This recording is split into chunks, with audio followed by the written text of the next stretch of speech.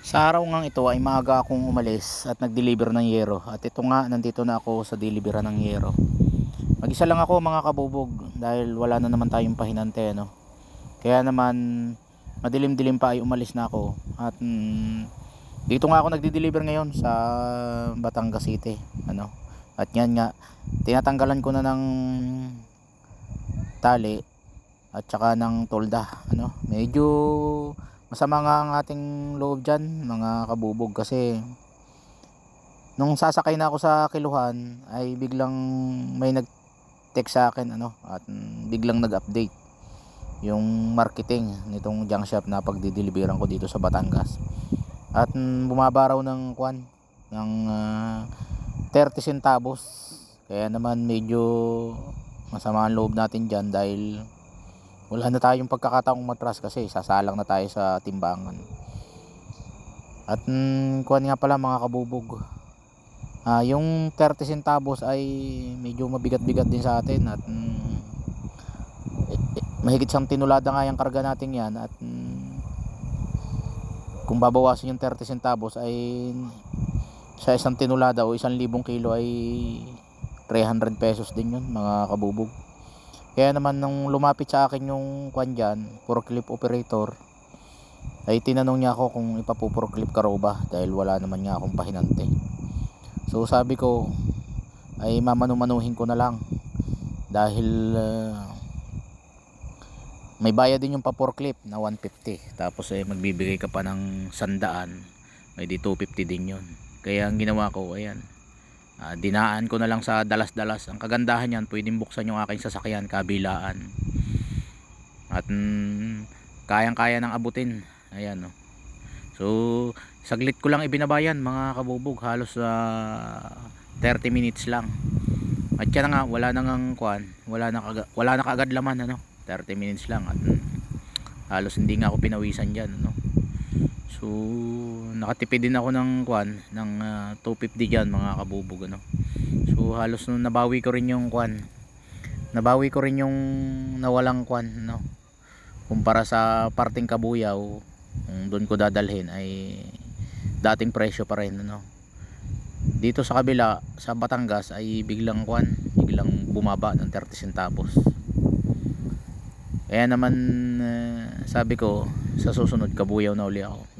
Ganyan yan sila mga kabubog, palitan sila.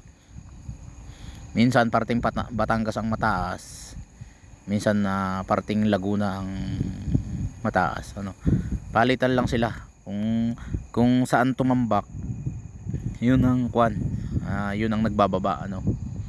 At pagka yung kabila naman ang tambak na, ay yun naman ang kwan, bababa. So palit-palitan lang yan, Batangas sa Laguna sa pagbaba pagtaas, no. Ang kagandahan dito ay mabilis, mabilis magbayad, ano, mga kabubong. Hindi katulad sa parting Laguna na 1 oras ka mag-iintay bago maproseso yung iyong resibo. At yan nga, natimbang na ako at yan, nakabalik na ako sa kwan, nakabalik na ako sa ating bodega, ano. Alas 9 pa lang ng umaga nakabalik na ako, ano. Para sa Kabuyaw siguro kung 1 oras ay di mga alas 10 ako makakabalik. Ito nga, tinitingnan ko kung anong susunod na i-deliver ko, kung bubog ba. Yan ang bubog, oh. Medyo marami-rami na rin yung bubog natin at meron pa doon. So isang load na yan, ano. So iniisip ko mga kabubog, at nagpasya na nga ako, ang ikinarga ko ay sibak na high din, ano, mga kabubog. At yan nga, unang biyahe natin yan ng kuan. At marami pang nakatambak dyan sa kuan, sa gilid na yan. So yan ang kuan, yan ang i-dispatch natin ngayon. Yan ang unang biyahe ko. Ayan, apaw-apaw. So ayan na nga, naikarga ng lahat at tatakbo ko na yan. At puno na.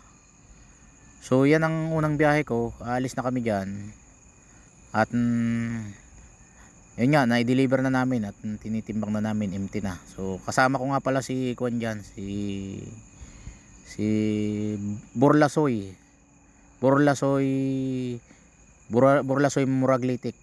Yan ang kasama ko dyan. So pangalawang biyahe ay Sibak uli. Pangatlong biyahe na pala yan. Bali pangalawang biyahe ng Sibak, pangalawang biyahe Sibak, pangalawang biyahe Sibak hay din, pangatlong biyahe Sibak. So ayan, pasensya na kayo kung walang kagana-gana ng aking buses at medyo pagod nga tayo. Nakatatlong tatlong deliver, sobrang pagod natin.